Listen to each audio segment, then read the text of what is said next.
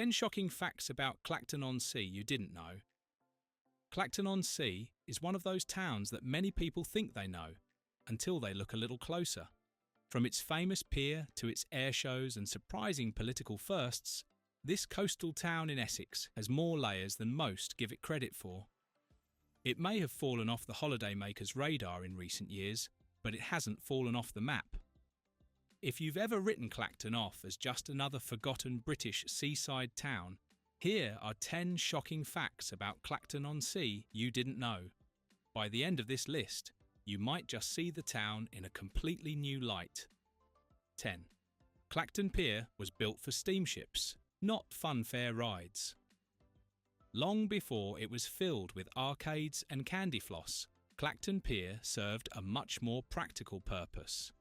When it opened in the summer of 1871, the pier was a landing stage for steamships ferrying passengers to and from London. Paddle steamers such as the SS Queen of the Orwell would dock directly at the pier, bringing tourists and traders to the newly developing town. The pier allowed Clacton to position itself as one of the UK's most accessible resorts in the Victorian era, even before the railway arrived. Today, it's one of the largest piers in Europe, but it all started with a bit of steam and sea spray. 9. Clacton had its own Butlins, and it was wildly popular. You may associate Butlins with Skegness or Minehead, but Clacton-on-Sea once had its very own Butlins holiday camp. It opened in June 1938 and was one of the company's earliest and most successful sites. With classic redcoat entertainers, family chalets, swimming pools and variety shows, the camp became a summertime staple for thousands of British families. After a brief stint as a military training site during World War II, the camp reopened and continued to operate until it finally closed in 1983. Though the site has since been redeveloped, the memories live on, and many locals still have fond stories of Butlin's Clacton summers. 8. Clacton has one of the oldest operating seafront theatres in the UK. Tucked away near the coast is one of Clacton-on-Sea's most impressive cultural landmarks, the West Cliff Theatre. Dating all the way back to the year 1894, it's one of the oldest seaside theatres in Britain that's still running today. Despite challenges like the decline of variety theatre and funding cuts over the decades, the West Cliff continues to host pantomimes, musicals, tribute acts and community productions throughout the year. The theatre is run largely by volunteers and beloved by locals. It might not be the West End, but it's got heart, history and a loyal audience. 7. Clacton Pier is one of the largest pleasure piers in Europe. Not only is Clacton Pier historic, it's massive.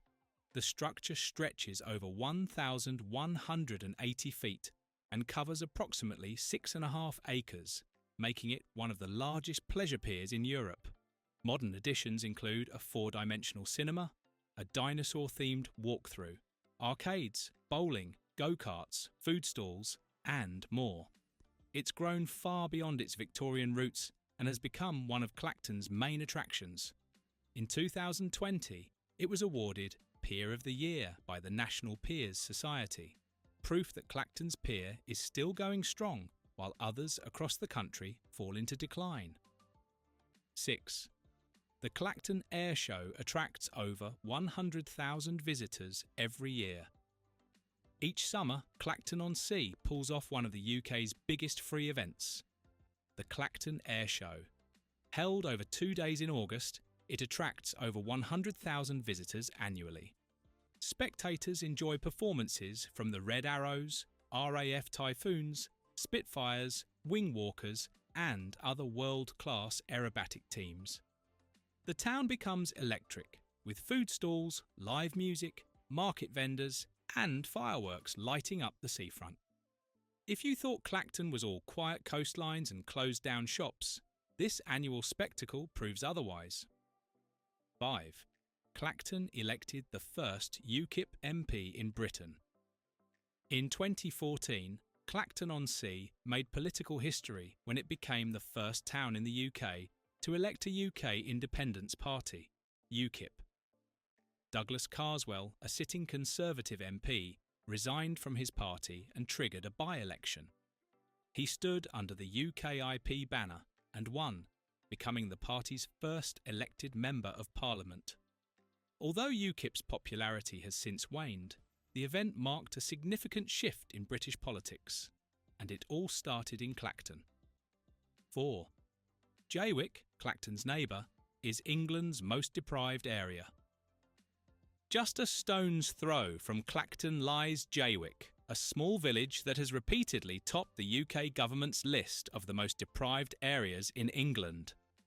Jaywick was originally built as a holiday resort in the 1930s. Over time, its small, low-cost holiday homes became permanent residences, many without modern amenities or adequate infrastructure. The area faces significant challenges with unemployment, health and housing. Though separate from Clacton administratively, the two are often mentioned together in the media. Jaywick's reputation often impacts how outsiders perceive Clacton as a whole. 3.